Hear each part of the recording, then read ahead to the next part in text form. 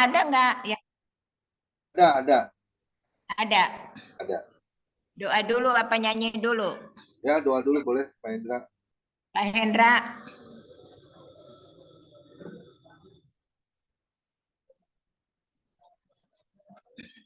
Pak Kita Hendra. berdoa ya. Bapa kami yang bertata dalam surga, Tuhan, terima kasih buat sore hari ini, Tuhan. Kau berkati kami semuanya, Tuhan. Kami mau duduk diam mendengarkan sebagian firman-Mu, urapi dan berkati ya Bapak. Terima kasih atas kasih karunia-Mu, terutama hamba-Mu yang akan menyampaikan firman-Mu. Kau berkati Tuhan. Biarlah kami boleh menerima makanan rohani ini, Tuhan. Terima kasih Bapak. Dalam nama Yesus, haleluya, amin.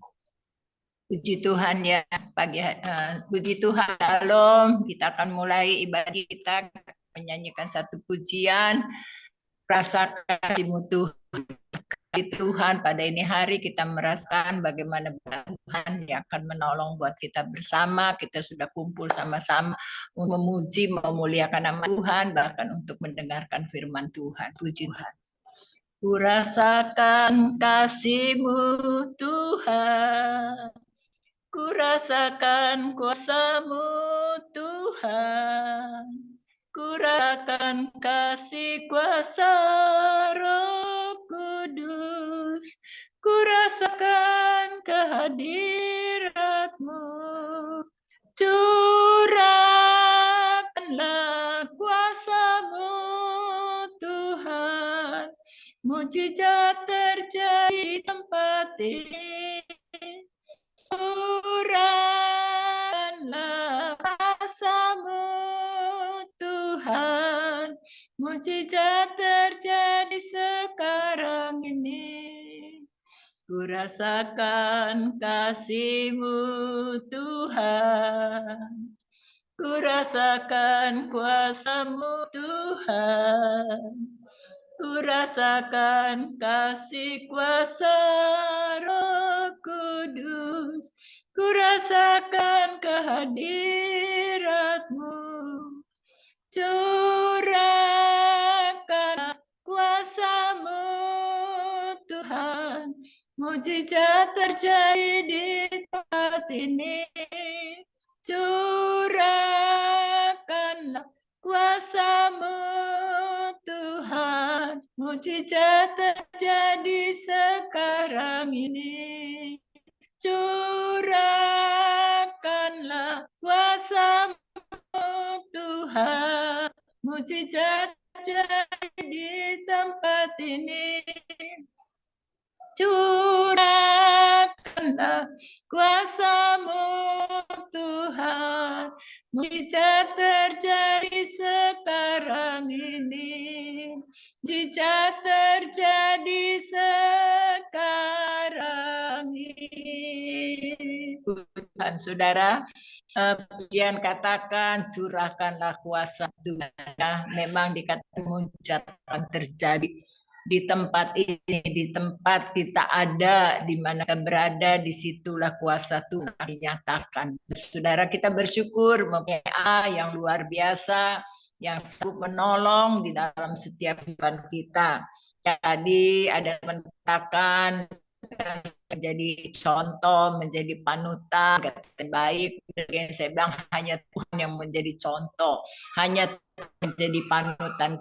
Manusia tidak ada yang bisa ya menjadi contoh yang baik. Ya, kita masih banyak kesalahan, masih banyak kekurangan, tetapi Tuhan kita menjadi contoh dari Tuhan. Berkati kita ya pada sore hari ini. Kita akan nyanyi kembali pujian kita, biar tapi kita bersyukur kita masih bisa memuliakan, memuji dan meninggikan nama Tuhan. Puji Tuhan, Tuhan memberkati. Roh Kudus hadir di sini ya. Roh Kudus kau hadir di sini. Roh Kudus ku mengasihimu. Kau lembut, kau manis, kaulah penghiburku, penolongku, diutus Bapakku.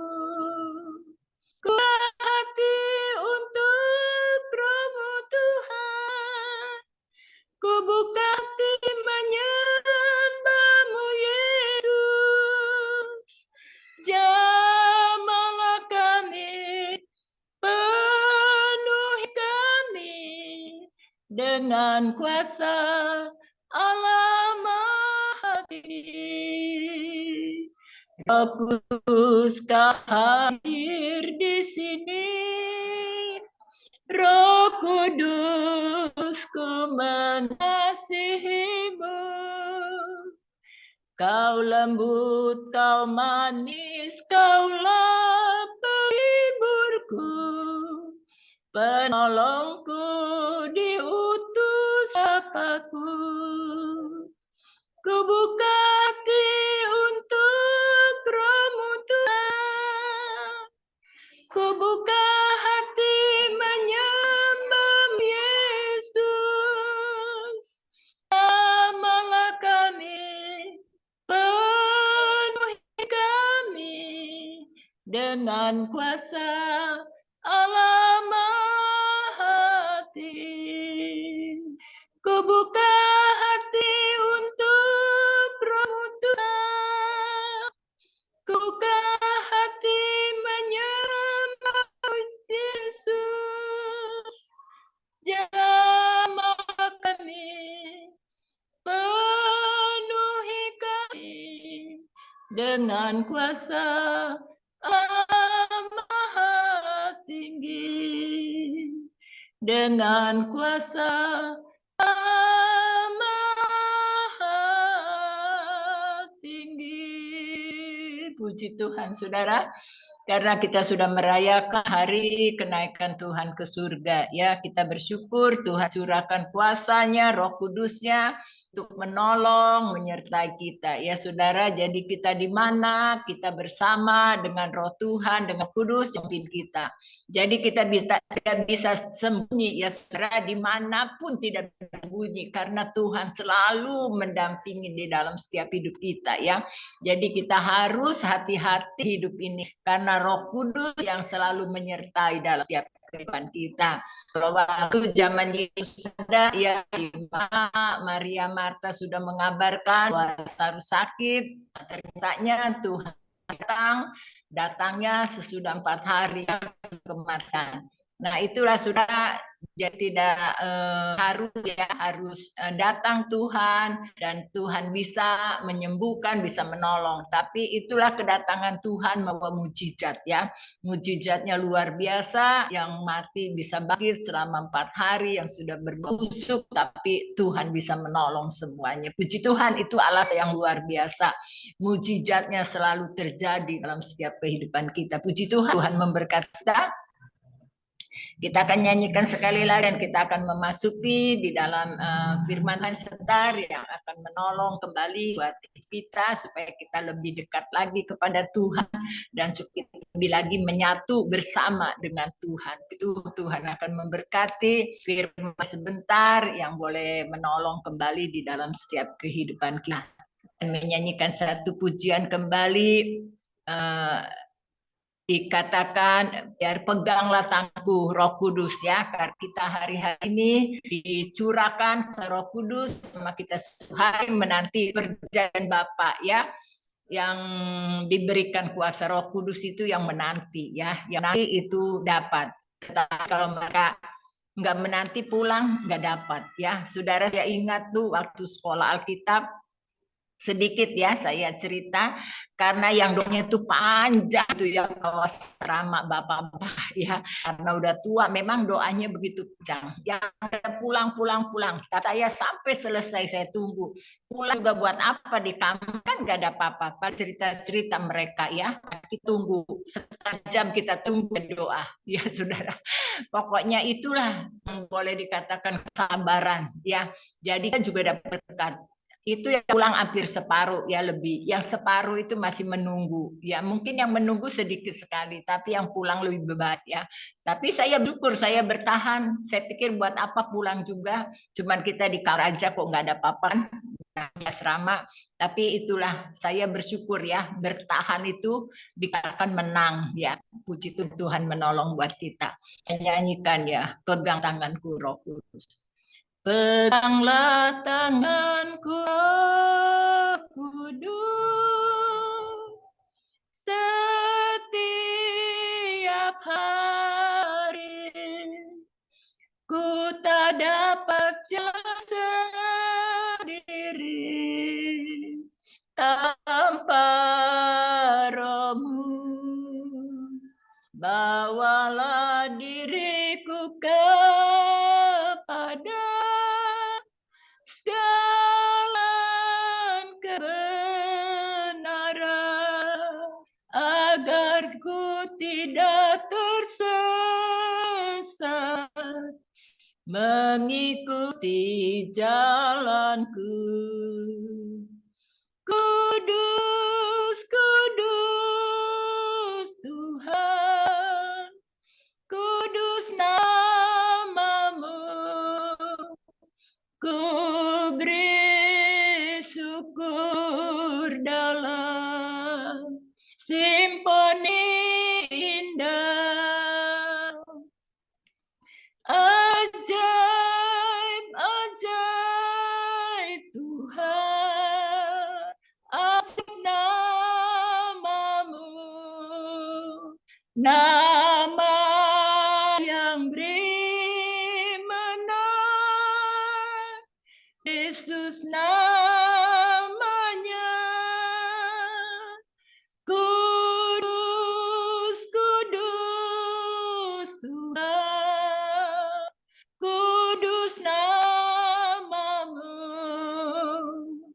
Ku beri syukur dalam simponi indah. Ajaib, ajaib Tuhan, ajaib namamu, nama yang beri menang, Yesus namanya. Nama yang beri menang, Yesus namanya.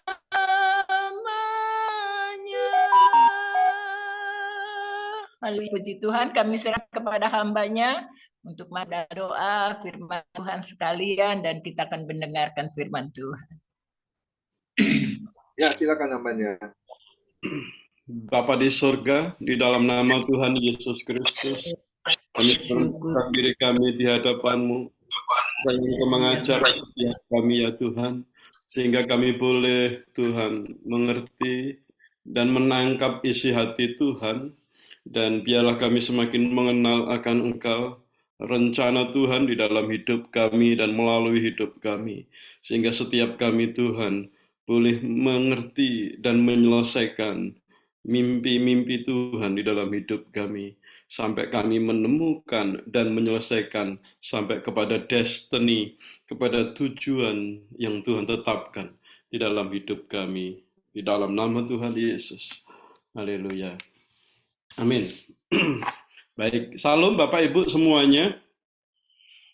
Hari ini saya pakai baju biru seperti Pak Johan. Puji Tuhan. Haleluya. Janjian Pak, janjian. Iya betul. Saya harap semuanya baik dan sehat Bapak Ibu. Terima kasih Pak Pendeta Komingguan yang memberikan kesempatan, kehormatan bagi saya untuk sharing firman Tuhan selama 45 menit ke depan. Dan terima kasih Ibu Lydia sudah memimpin kita di dalam memuji menyembah Tuhan. Ibu Lydia adalah seorang mendoa yang luar biasa, yang Tuhan taruh hati untuk berdoa, dan karena melalui doa dan pujian kita semakin berserah kepada Tuhan. Di dalam doa kita percaya, di dalam memuji Tuhan kita melepaskan iman, kepercayaan kita itu digenapi di dalam kehidupan kita. Amin. Saya akan berbagi tentang kisah Yusuf, yaitu tentang mimpinya Yusuf sampai Yusuf menemukan destiny yang dia terima atau dapatkan dari Tuhan. Apakah Bapak Ibu melihat screen yang saya bagikan? Ya, bagus Pak. Ya. Bagus Pak, bagus. From dream to destiny, dari mimpi kepada tujuan hidup. Tuhan memberi setiap orang paling tidak satu mimpi atau bahkan lebih. Dan firman Tuhan yang menjadi dasar untuk kita pada hari ini adalah Kejadian 37, itu adalah cerita tentang mimpinya Yusuf. Ketika Yusuf bersama dengan saudara-saudaranya, dia bercerita, pada suatu kali bermimpilah Yusuf, lalu mimpinya itu diceritakan kepada saudara-saudaranya, sebab itulah mereka lebih benci lagi kepada dia. Apa mimpi Yusuf yang diceritakan? Itu kalau Bapak Ibu baca di Kejadian 37 secara lengkap, Yusuf bercerita kepada saudara-saudaranya bahwa berkas-berkas kalian itu sujud menyembah kepada berkasku, kata Yusuf begitu. Lalu ketika ada ayahnya dan ibunya ada di situ juga, Yusuf juga bercerita mimpi yang lain, yaitu matahari, bulan, dan 11 bintang sujud menyembah kepadaku, kata Yusuf begitu. Lalu mimpi ini ketika diceritakan, lalu Yusuf ditegur oleh bapaknya, yaitu Yakub. Mimpi apa itu? Masakan aku, bapakmu dan ibumu dan saudara-saudaramu menyembah kamu? Katanya begitu. Tetapi mimpi itu disimpan di dalam hatinya Yakub. Siapa Yusuf itu, Bapak Ibu? Yusuf dalam konteks saat ini yang ingin saya ceritakan adalah Yusuf itu adalah seorang pemimpi. Dia memimpikan sesuatu yang spesial dan dia tidak merencanakan sebelum tidur. Kita tidak bisa merencanakan kita akan mimpi apa, Bapak Ibu. Tetapi saya percaya mimpinya Yusuf adalah mimpi yang daripada Tuhan, yaitu Tuhan ingin mengatakan kepada Yusuf tentang akhir daripada hidup Yusuf. Mimpi Yusuf itu Tuhan begini, memberi gambaran kepada Yusuf tentang destiny dalam hidupnya. Dan Yusuf diajar Tuhan untuk melihat akhir dari hidupnya sejak permulaan. Dan itulah cara kerja Tuhan. Jadi Tuhan, saya percaya begini Bapak Ibu, Tuhan memberitahukan kepada setiap kita halaman terakhir dari buku cerita kehidupan kita selama di bumi ini diberitahu oleh Tuhan sejak awal. Mimpi ini bukan, atau begini, Tuhan menaruh mimpi kepada setiap orang, bukan hanya kepada Yusuf.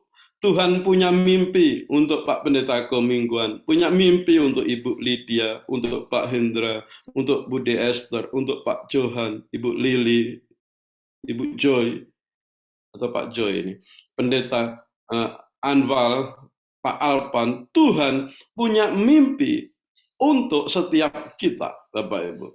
Dan itu template-nya Tuhan, dia bekerja. Dan setelah Tuhan menaruh mimpi dalam hidup kita, yaitu mimpinya Tuhan di dalam hidup kita, lalu dia menawarkan kerjasama dengan kita supaya kita bisa melewati semua jalan, karena jalan dari mimpi kepada destiny itu namanya jalan transformasi. Jalan transformasi itu bukan jalan tol, bukan jalan yang lurus, tetapi jalan yang terjal.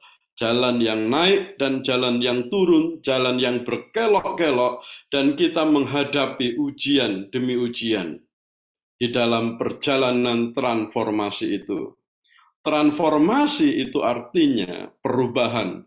Berubah, Roma 12 mengatakan berubahlah.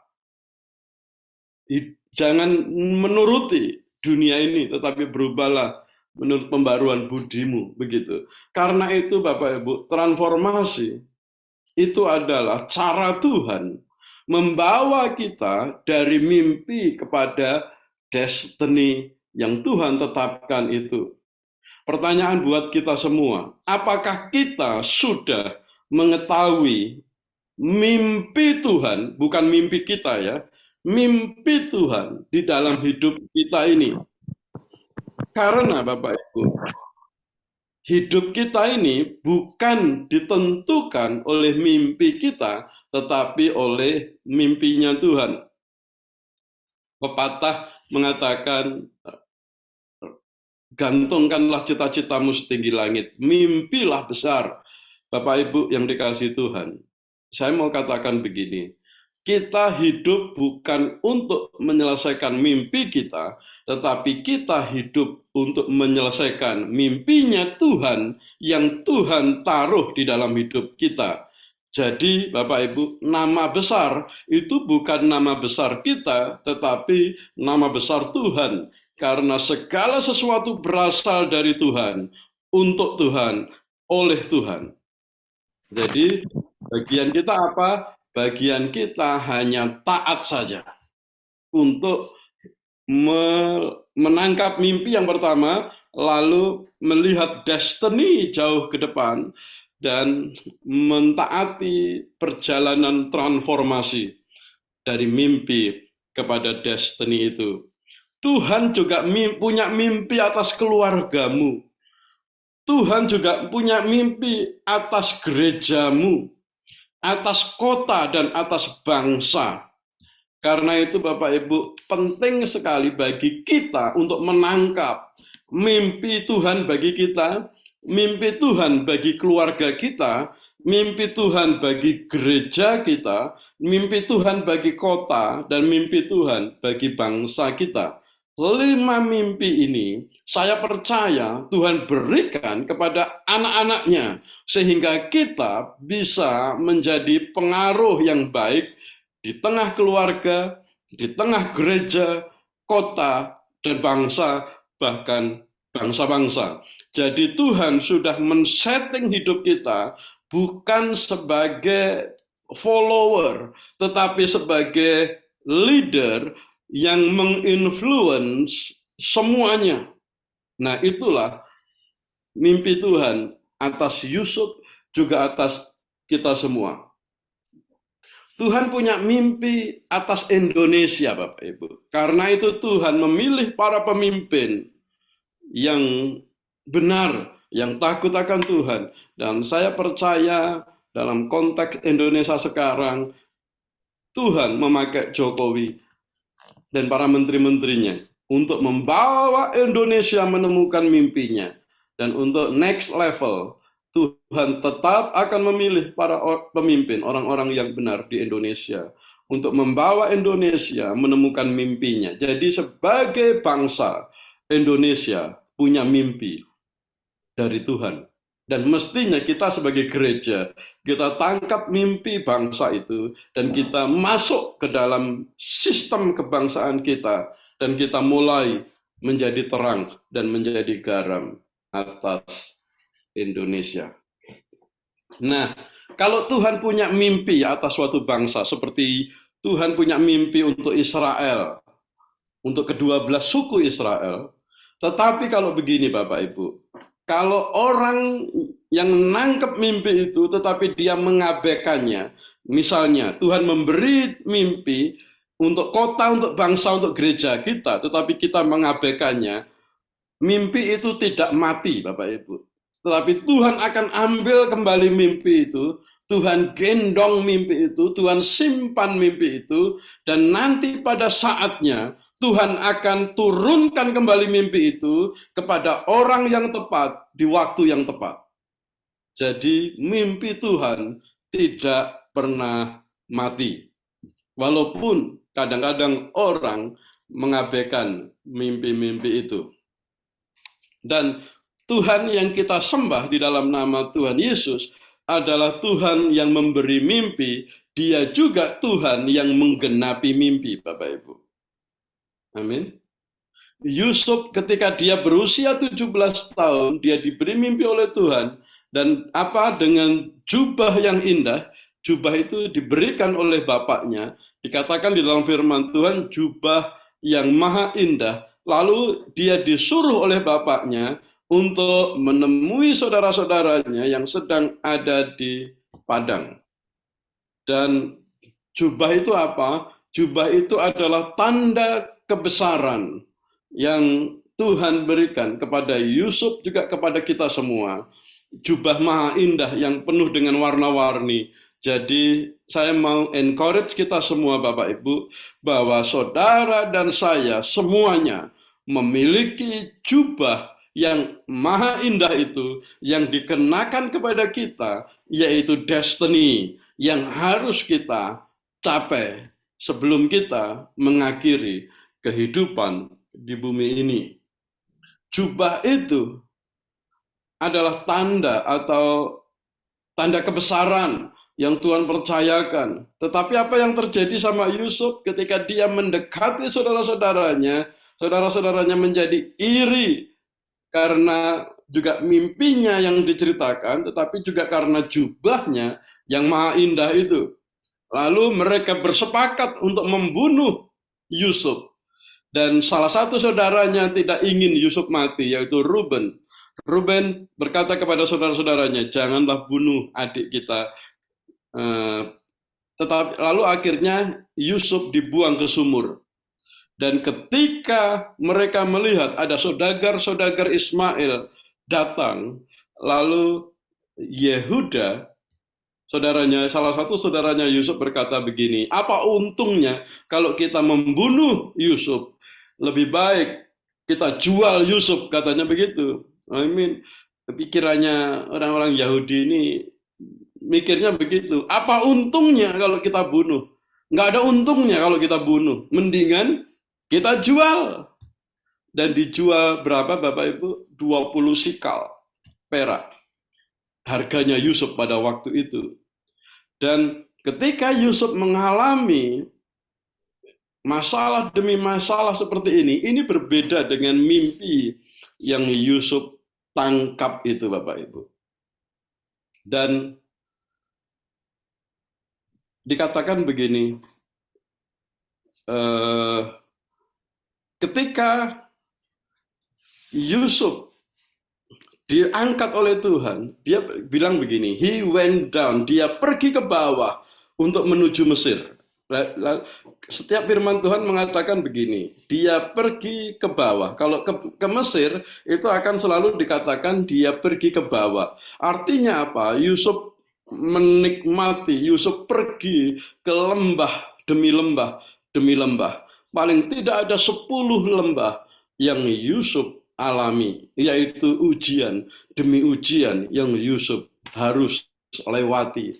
Jadi ujian demi ujian itu bukan untuk menghancurkan mimpi, tetapi untuk mengangkat atau untuk membuktikan, untuk menyiapkan Yusuf supaya Yusuf layak untuk memerintah nanti di Mesir. Itulah ujian demi ujian yang Yusuf alami. Mungkin saudara juga pernah mengalami atau sedang mengalami ujian demi ujian.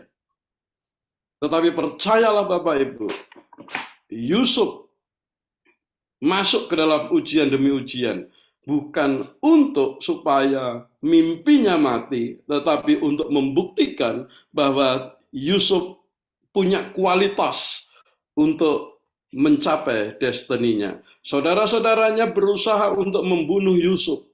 Saudara tahu, membunuh Yusuf itu artinya membunuh mimpi Tuhan di dalam hidupnya. Jadi, maka dari itu Tuhan sangat membenci aborsi, karena aborsi itu bukan sekedar membunuh bayi. Tuhan benci kepada pembunuhan, karena membunuh bukan sekedar membunuh fisik manusia, tetapi juga membunuh mimpi. Bapak Ibu yang dikasihi Tuhan. Karena itu Yusuf dengan pertolongan Tuhan sanggup melewati lembah demi lembah itu. Yusuf masuk ke dalam perbudakan. Dia dijual kepada kepada Potifar oleh saudagar-saudagar Ismail, Bapak Ibu.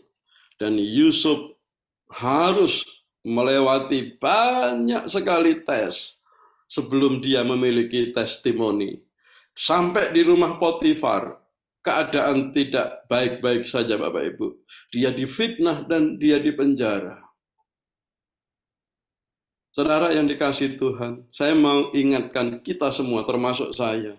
Ketika kita mengalami lembah, ketika kita mengalami ujian, masalahnya bukan terletak kepada lembah itu, kepada kesulitan, kepada masalah itu, tetapi masalahnya terletak kepada sikap kita ketika kita berada di dalam lembah itu.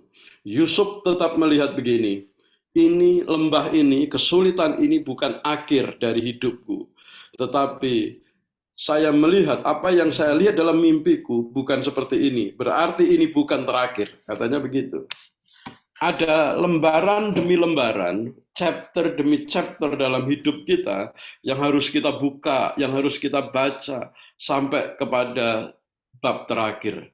Sampai kepada halaman terakhir yang harus akan saudara masukin sehingga kita semuanya akan sampai kepada destiny yang Tuhan tetapkan. Amin, Bapak Ibu. Karena itulah indahnya kehidupan. Setiap kali kita melihat saudara kita mengalami kesulitan, Bapak Ibu. Setiap kali kita melihat saudara kita, saudara seiman kita, hidup atau melewati lembah demi lembah, apa sikap kita? Apakah kita bersuka cita ketika saudara kita mengalami lembah? Ataukah kita berkata begini, aku akan mengangkat, aku akan mendoakan, aku akan menguatkanmu, supaya engkau bisa melewati lembah itu. Ya, misalnya let's say, kalau Ibu Lilis Wijaya mengalami lembah, bagaimana sikap kita yang lain dari 13 orang di sini? Apakah kita akan telepon kepada Ibu Lili? Ibu Lili yang kuat ya, Tuhan pasti menolongmu, engkau pasti sanggup, gitu. Atau jangan-jangan begini, kalau ada orang yang sedang dipromosikan Tuhan, bagaimana sikap kita? Apakah kita iri kepada mereka, lalu kita potong gitu? Enggak begitu, saudara. Kalau kita sedang melihat saudara kita melewati lembah, kita angkat. Dan ketika kita sedang melihat saudara kita dipromosikan Tuhan, kita juga percaya bahwa dengan promosi yang saudara kita alami, Tuhan juga bisa atau sedang mempromosikan kita. Karena apa? Ketika Tuhan melepaskan Yusuf dari semua ujiannya, Yusuf naik dipromosikan Tuhan, sebenarnya itu juga promosi bagi saudara-saudaranya. Karena mimpi Tuhan bukan hanya buat Yusuf, tetapi mimpi Tuhan juga buat ke-12 suku Israel. Karena itu ketika Yusuf menang, saudara-saudaranya juga ikut menang. Bapak Ibu, mimpi yang Tuhan berikan kepada saudara harus diinterpretasikan. Karena mimpi yang tidak dijelaskan, mimpi yang tidak diinterpretasikan, itu seperti surat yang tidak pernah dibaca. A dream which is not interpreted is like a letter which is not read. Itu dari Talmud, saudara.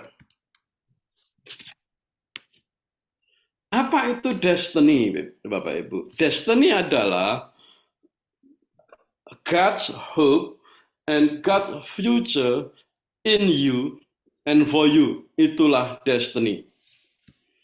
Jadi, setiap kita yang menangkap destiny-nya Tuhan, itu bilang begini, I trust you, aku percaya kepada Tuhan, dan aku terus berharap bahwa apa yang diharapkan Tuhan di dalam hidup saya itu akan terpenuhi.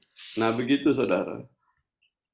Karena setiap destiny yang diberikan kepada kita oleh Tuhan, itu bukan hanya sekedar destiny, saudara.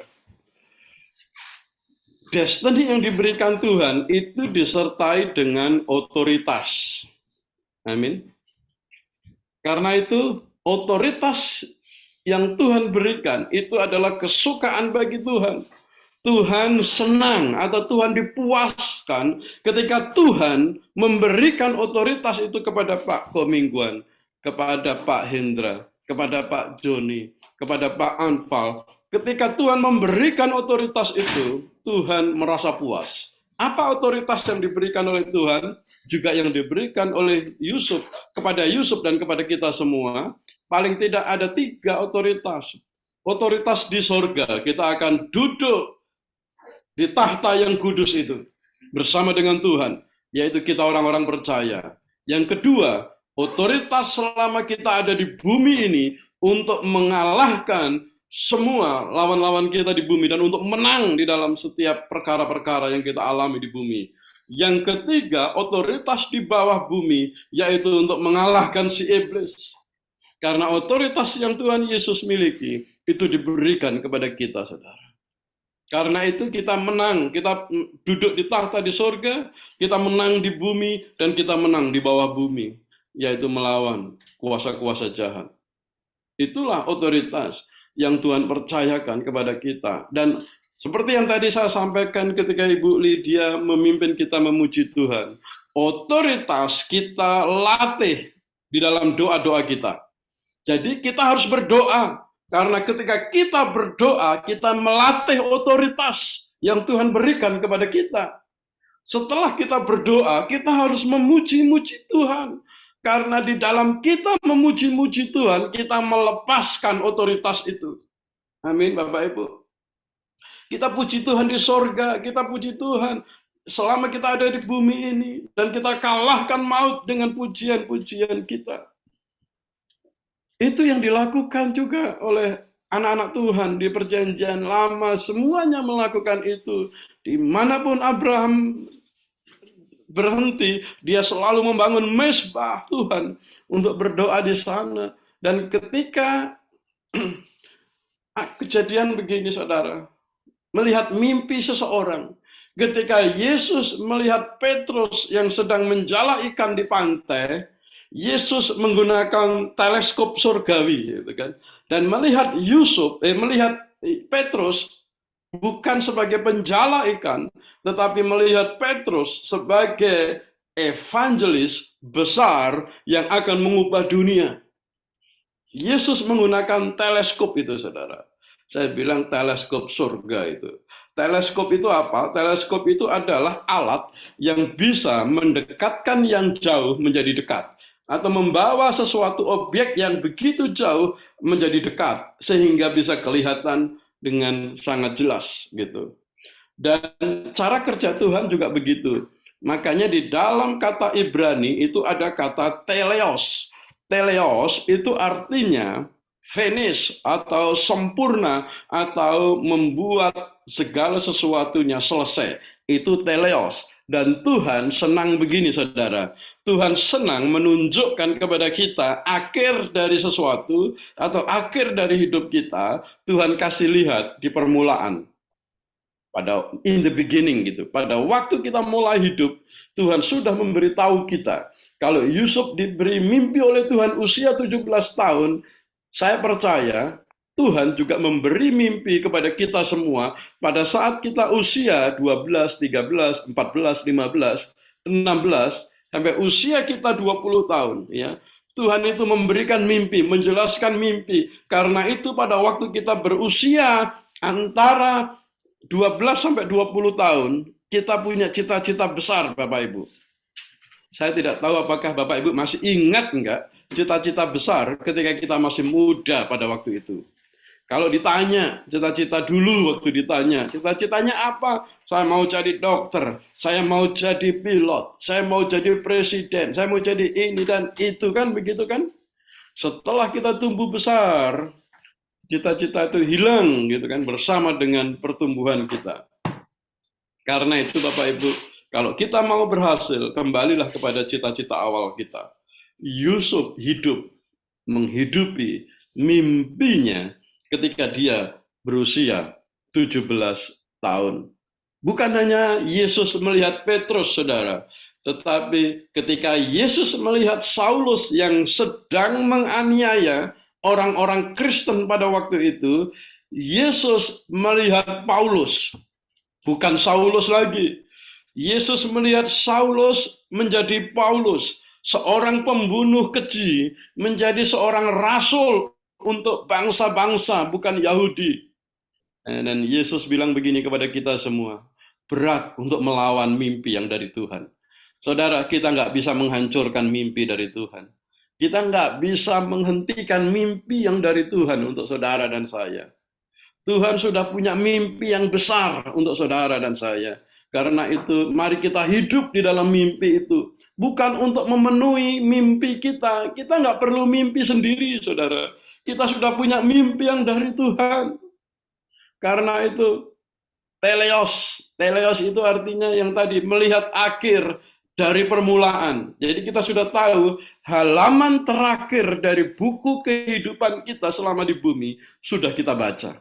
Karena itu kita tidak mungkin khawatir, kita tidak mungkin stres, bahkan apalagi depresi, nggak mungkin saja, karena kita sudah melihat halaman terakhir dari buku kita. Dan tema halaman terakhir dari buku setiap kita adalah, judulnya sama, yaitu kemenangan. Amin.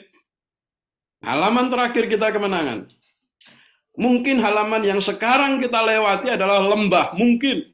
Lembah, mungkin ada yang bangkrut, mungkin ada yang sakit, mungkin ada yang ditolak, gitu kan. Itu bukan halaman terakhir.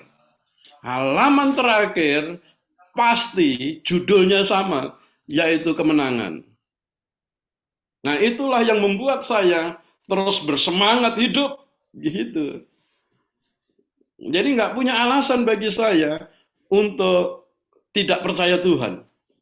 Selalu, apapun yang terjadi dalam hidup kita yang sekarang ini, I still trust God. Saya tetap percaya Tuhan bahwa Dia menyelesaikan, dan Dia akan menyelesaikan apa yang Dia sudah mulai dalam hidup saya. Itu keyakinan. Dan ini untuk para gembala ya, untuk para pendeta, untuk para pemimpin.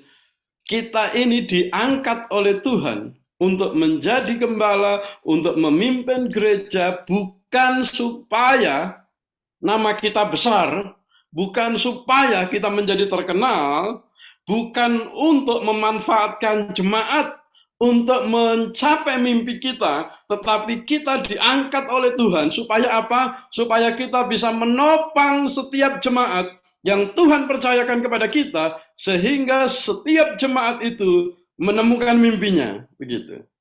Dan kita menemani mereka di dalam perjalanan transformasi mereka sampai kepada destiny yang Tuhan tetapkan dalam kehidupan setiap pribadi, lepas pribadi di dalam gereja atau di dalam tempat kita memimpin. Jadi, setiap pribadi di dalam gereja yang Tuhan percayakan kepada kita, itu adalah sangat penting. Jangan anggap, lalu kita jangan beda-bedakan.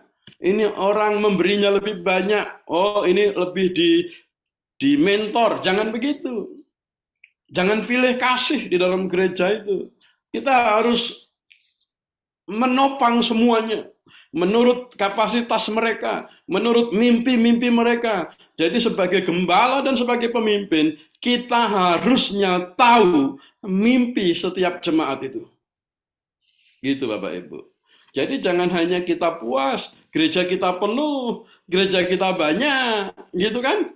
Tetapi kita tidak mengerti mimpi dari setiap jemaat itu. Bagaimana mungkin Pak Lut kalau jemaatnya ratusan atau ribuan, bagaimana kita mengerti mimpi-mimpi mereka semuanya? Karena itulah perlu delegasi. Dan kita perlu orang-orang yang dekat dengan kita untuk punya model, untuk punya pendekatan seperti yang kita pakai. Ya, seperti yang Tuhan berikan kepada kita. Amin, Bapak Ibu. Dan kalau kita berpikir, wah itu kayaknya tidak mungkin. Kalau kita berpikir itu tidak mungkin, Tuhan akan mengangkat orang lain yang berpikir itu mungkin. Jadi, mimpi Tuhan tidak pernah mati, walaupun kita berpikir itu tidak mungkin. Di dalam gereja lokal, harusnya kita fokus kepada jubah setiap jemaat kita. Karena setiap jemaat kita juga diberikan jubah oleh Tuhan, diberikan mimpi oleh Tuhan, menurut urapan mereka, keaslian, destiny mereka didesain oleh Tuhan. Dan saudara tahu, ketika Yusuf menggenapi mimpinya, saudara-saudaranya juga menggenapi mimpinya. Saudara-saudara yang mau membunuh Yusuf, itu mereka juga diangkat oleh Tuhan. Yusuf dipromosikan, saudara-saudaranya ikut dipromosikan. Dan saya percaya begini, kalau Pak Komingguan ditolong oleh Tuhan untuk mencapai destiny-nya, itu juga cara Tuhan untuk menolong kita semua yang melayani, yang bekerja bersama Pak Komingguan untuk mencapai mimpi-mimpi kita semua. Jadi, kita ini tidak terpisah satu dengan yang lain. Kita kalau baca kisahnya Yusuf, kisahnya Yusuf, itu ada 10 ujian. Ini dia, 10 ujian yang Yusuf alami. The pride test, kebanggaan dia. The pit test, lembah kekuatan, ujian kekuatan di dalam lembah. The palace test, ujian istana, bagaimana dia mengalahkan semua fasilitas itu. The purity test, the prison test, the prophetic test, bagaimana dia mendengar suara Tuhan. The power test, bagaimana dia menguasai kekuasaan itu, bukan dikuasai oleh kekuasaan itu. The prosperity test, the pardon test, bagaimana dia mengampuni saudara-saudaranya. Dan sampai akhirnya, the purpose test, bagaimana dia memegang tujuan Tuhan di dalam kehidupan dia.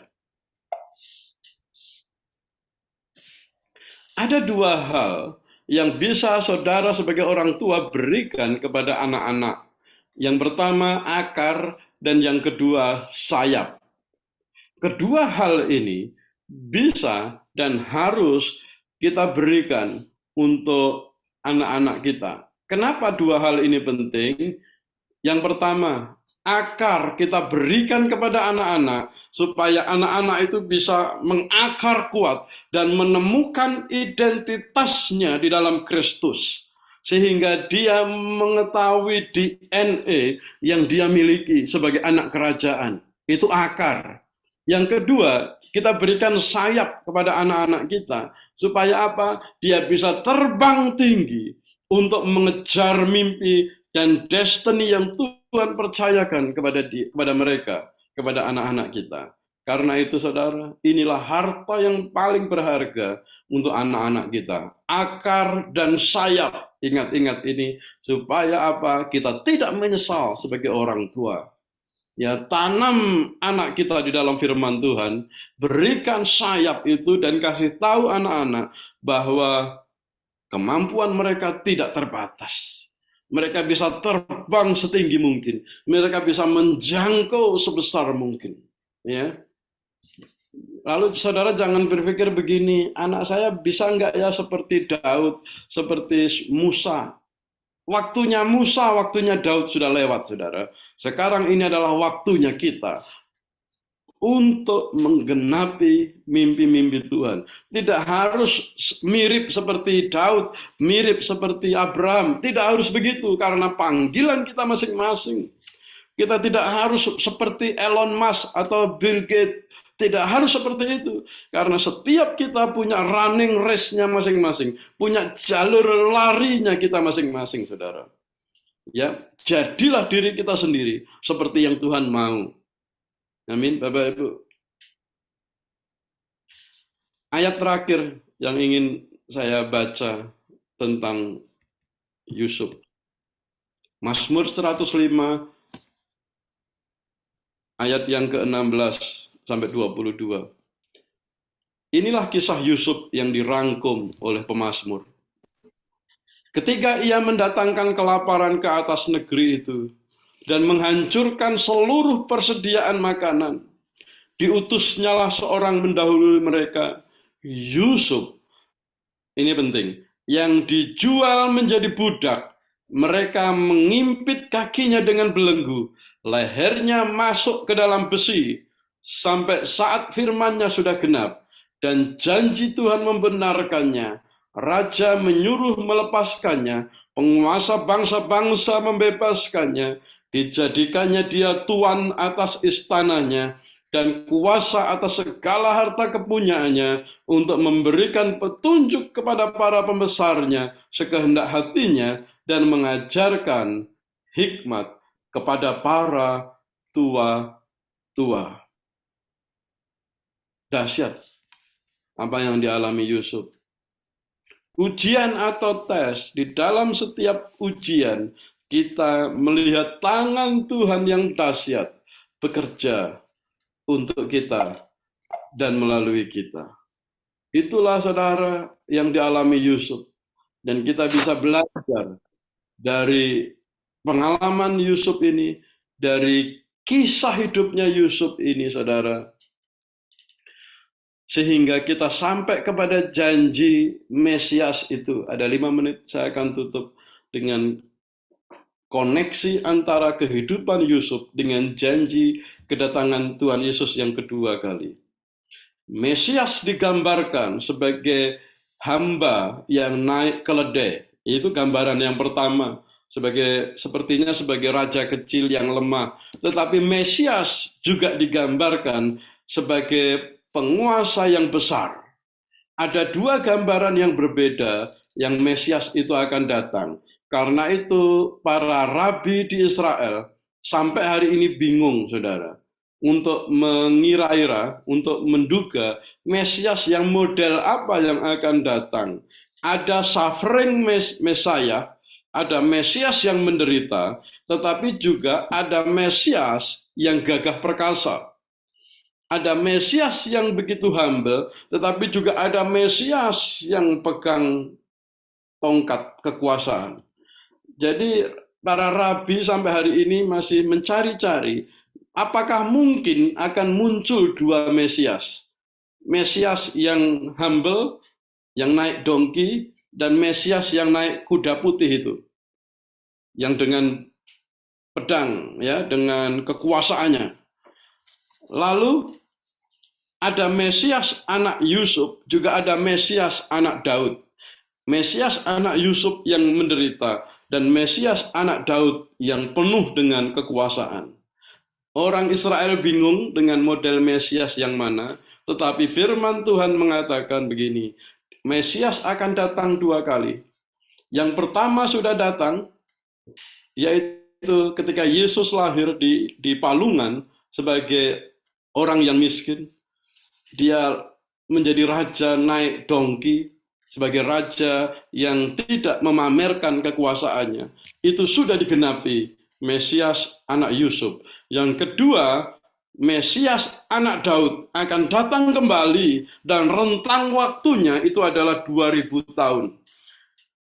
Mesias anak Yusuf sudah datang pada awal Masehi, karena itu setelah 2000 tahun akan datang kembali Mesias yang sama yang pada waktu itu datang, tetapi dengan kuasa yang dahsyat yang semua bangsa akan melihatnya, yaitu kedatangan Tuhan Yesus yang kedua kali untuk memerintah sebagai raja di atas segala raja, dan saudara dan saya sebagai orang-orang percaya akan bersama-sama dengan Dia memerintah di dalam kerajaan 1000 tahun itu. Jadi saudara, ayo terakhir pesan saya untuk kita semua.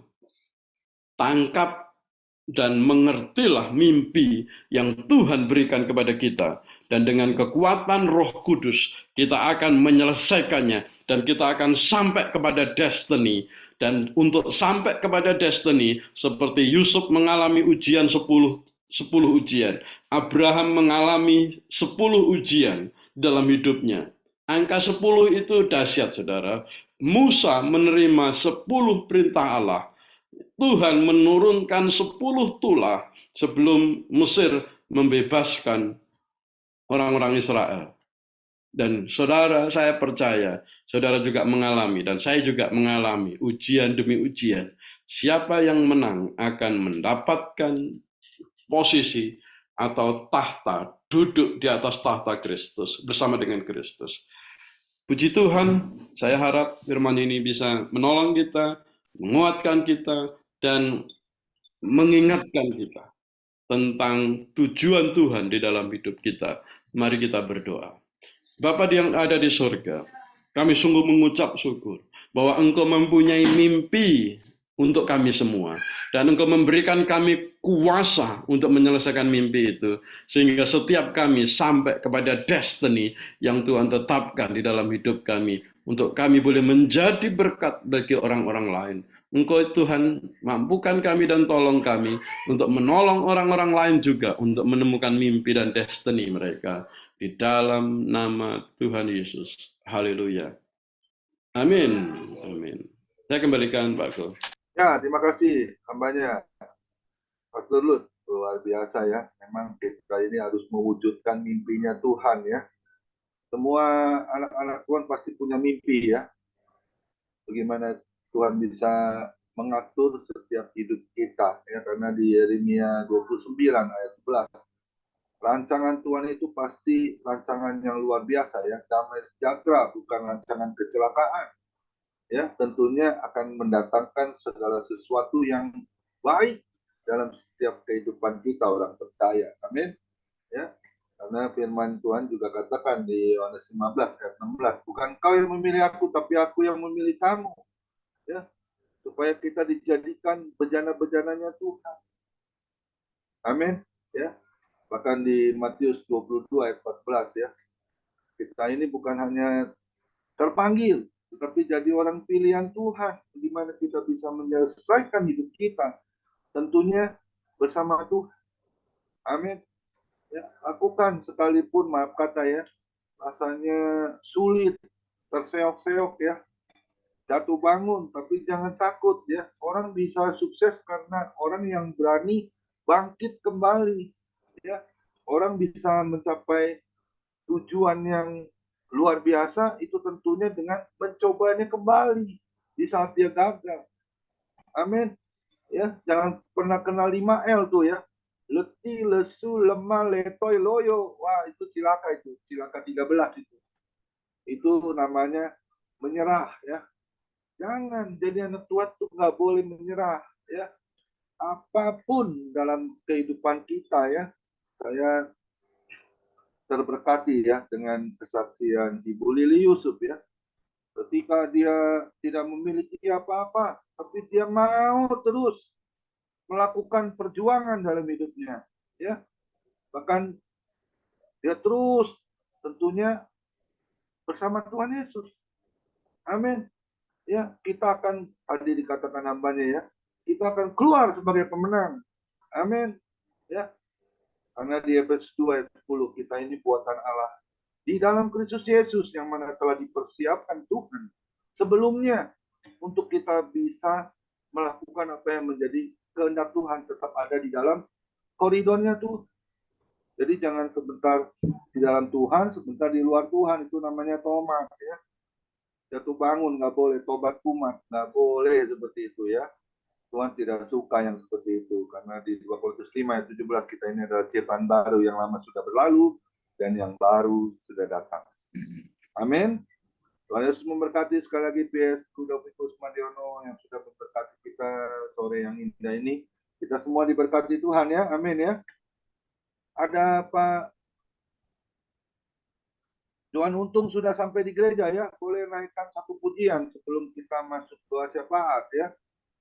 Boleh tampilkan, boleh ibadah besok kita tanggalan merah ya, tapi nggak boleh libur ya. Kita udah sepakat liburnya hari Minggu doang ya. Jadi besok kita akan tetap beribadah. Yang akan mainnya saya sendiri ya, karena tanggal 1 kita akan memasuki seperjamuan kudus tentunya dengan Tuhan Yesus. Amin. Silakan Pak Johan Untung, naikkan satu pujian. Tuhan Yesus memberkati. Kau beri yang ku pinta saat ku mencari, ku mendapatkan. Ku ketuk pintu dan kau bukakan, sebab kau Bapa yang kekal. Takkan kau biarkan aku melangkah hanya sendirian. Kau selalu ada bagiku, sebab kau Bapa yang kekal. Kau beri yang ku cinta saat ku mencari, ku mendapatkan. Ku ketuk pintu dan bukakan, sebab kau Bapa yang kekal. Takkan kau biarkan aku melangkah hanya sendirian. Kau selalu ada bagiku, sebab kau Bapa yang kekal.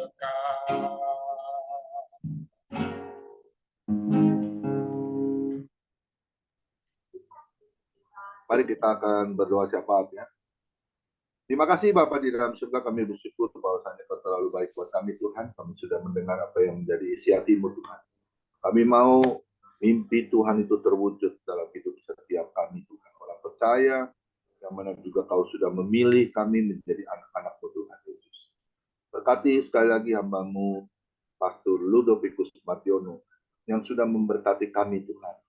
Melalui tema yang luar biasa, kami adalah mimpi-mimpi-Mu Tuhan. Kami harus wujudkan dalam setiap kehidupan kami orang percaya. Karena kami percaya di firman-Mu yang berkatakan di Filipi 1:22. Hidup yang berarti adalah hidup yang memberi buah. Mimpi Tuhan kami akan wujudkan dalam setiap kehidupan kami untuk kami berbuah jiwa-jiwa Tuhan. Untuk menyelamatkan banyak orang. Sehingga orang boleh datang, boleh percaya. Bahkan menyerahkan dirinya untuk dibaptis. Menerima Kau sebagai Tuhan dan Juru Selamat dalam hidup mereka juga. Berkati sekali lagi Pastor Ludovicus Martiono bersama istri juga ketiga anaknya di Brussels Tuhan. Berkati pelayanannya, berkati misinya ya Tuhan. Kami percaya biar banyak jiwa-jiwa dimenangkan. Kami percaya setiap lutut akan bertelur, setiap lidah akan mengaku bahwa Yesus satu-satunya Juru Selamat. Buat kami semua yang percaya, yang mau menerima mujizat-Mu Tuhan, untuk kami dipilih menjadi anak-anak-Mu. Berkati setiap kami yang hadir. Kami percaya Tuhan, tidak ada yang kebetulan kami boleh mendengar apa yang menjadi isi hati-Mu Tuhan. Melalui mimpi Tuhan, kami akan wujudkan dalam setiap kehidupan kami orang percaya, terlebih lagi kami sebagai hamba-hamba-Mu Tuhan.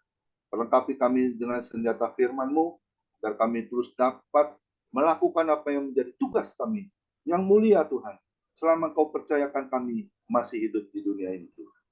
Berkati juga pemimpin presiden kami, Joko Widodo, bersama Bapak Maruf Amin, sebagai wakil presiden, jajaran para menteri, DPR, MPR, juga pertahanan, juga angkatan laut, semuanya ya Tuhan.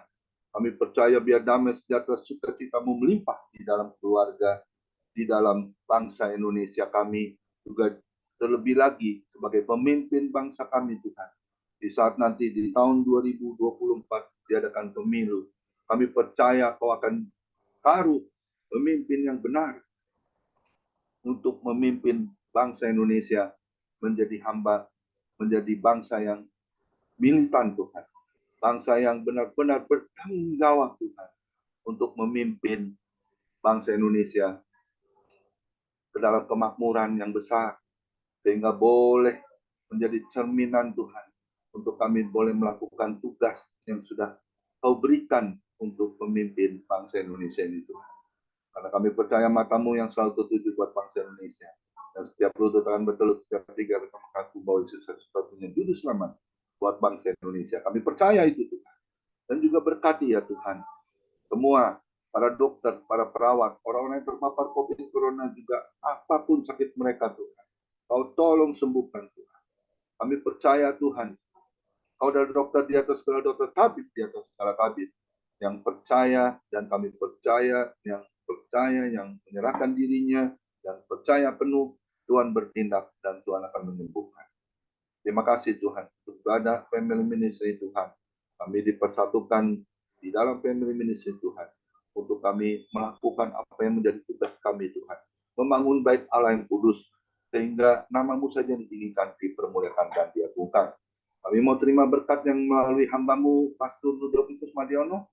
Kami mau angkat kedua tangan kami untuk menerima berkat-Mu melalui hamba. Silakan Pastor Ludovicus. Tuhan memberkati Engkau, Tuhan mengarahkan wajahnya kepada kita semua. Dan Tuhan tersenyum melihat kita semua. Urapan kasih dan kuasa Tuhan, mimpi-mimpi yang daripada Tuhan ada dalam hidup kita.